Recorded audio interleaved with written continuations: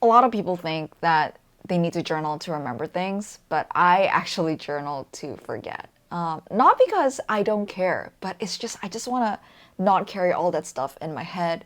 In this video, I'll show you 3 ways that I personally use journal to offload the thoughts in my brain so that I could clear my head and be ready to absorb the day and have the mental bandwidth to just go through this thing called life. If we haven't met, hi, I'm Becky. I'm currently a writer on Ali Abdal's team. I've been creating online weekly for 3 years now, and in this channel, we explore ways to infuse our lives with a little bit of creativity, including through journaling and planning. A lot of us treat journals as like our second brain, so we try to track everything, keep notes, and put everything in here. But the most powerful way I've journaled is when it's all unstructured and I'm just like really pouring everything in my head down to these pages. I've been journaling daily for at least 5 years now, and these are the 3 ways I kind of use it to offload my brain. First is to flesh out half-baked ideas, and there have been many times. So, for example, I just wrote in this journal the time that a YouTuber, like this really big photographer called Grain Check on YouTube, Taylor Pendleton, replied my email asking for a mentorship. And I was like, oh my God, turns out people on the internet are actually just so accessible and you should just reach out to people, especially if they have like 100,000 followers or less.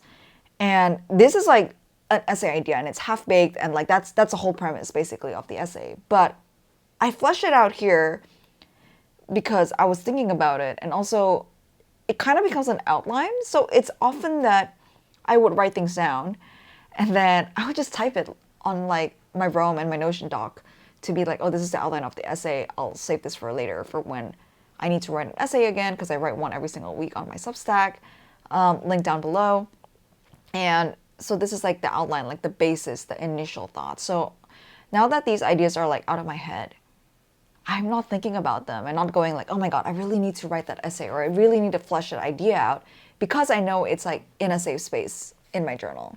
Another way actually that I use my journal is to dump out my to-do list. So there would be days where I'm like, oh, I gotta pick up like medicine, and I also need to like pick up some like vegetables on the way home to cook for dinner. And I kind of also need to send this email. And should I send it now? Should I send it like as soon as I come in the office? Should I send it like after lunch? And sometimes just like narrating my life to be like, okay, I think I'm gonna do this today first, and I'm gonna pick up the medicine on the way home, and I'll pick up the vegetables at the shop that's right next to the house. Or wait, no, I need to get like lemongrass, and that means like I have to go home through the other MTR station, and just things like that, I guess, help me like pre-plan out my day.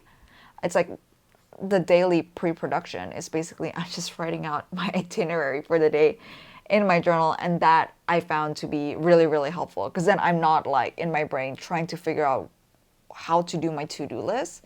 And then once things are out here, I can kind of transfer them accordingly to either my calendar or my plotter planner, linked to that YouTube video up here, and it just becomes my to-do list. But the first draft of that to-do list is always in this journal when I have like all my needs in my head. The third way that I journal, and this is probably the most beneficial for my interpersonal relationships, is that I use my journal as like my unfiltered thoughts when it comes to emotional tension. So when something happens, I'm always kind of like in the state of I've got big feelings, and I don't want to necessarily give these feelings to like the other person directly, because most of them, they're like about me, you know? They're not like about them. It's mostly like my insecurity or something. An example for this, I just was flipping through my journals and I found one. I have this like group chat with my friends, and I think they hopped on a phone call when I was at work a couple of weeks ago. It made me feel some type of way. I was trying to figure out if it was FOMO, if I'm like annoyed at the way they were talking about things, because I was just asking them a bunch of questions, and they were like, oh, we already discussed this on the call yesterday. And I was like, but I wasn't on the call. But it's like these little things that they're not big enough for me to actually make a fuss about it. But I still had that niggling feeling of like, dang guys, I feel a little bit FOMO here. So I just process that here in this journal, and like it just really gets to hear all my unfiltered thoughts. And that way, once the thoughts are all out on this page, I'm not like bringing that energy to the group chat. I could very much just go and be like, oh, in that case, like, so you guys don't have to repeat yourself. Could you like give like a TLDR of what was discussed in the group chat? Like, what's up? That kind of like response could only come from a place of clarity, and that response cannot come when I'm so like mucked in my brain or like mucked in my feelings, because I needed that time to be able to figure out how to do this. Yeah, so these are the 3 ways I offload my brain, and really the method in which I do it is every single morning. This is like the first thing I do. Actually, no, I kid. This is the first thing I do. It's coffee. And then the second thing is I open my journal and I just write in it until I fill 2 pages, so like a full spread.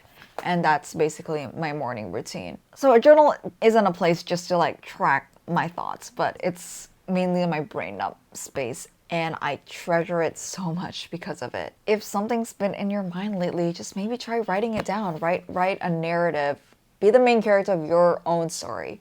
Writing it down, and maybe it just might help solve some things for you. But yeah, I'm curious, what else are you wondering about when it comes to like, say, journaling, planning? My last video about journaling kind of blew up without me expecting, because I basically didn't clean my flat and I just wanted to record that video. But if there's any sort of questions or stuff you want me to cover on this channel, I'm more than happy to talk about it. I guess it's one of those things where like I journal so much that it doesn't seem like new or special to me, but I'm more than happy to share what I know with you guys. All right, well, that's it for today.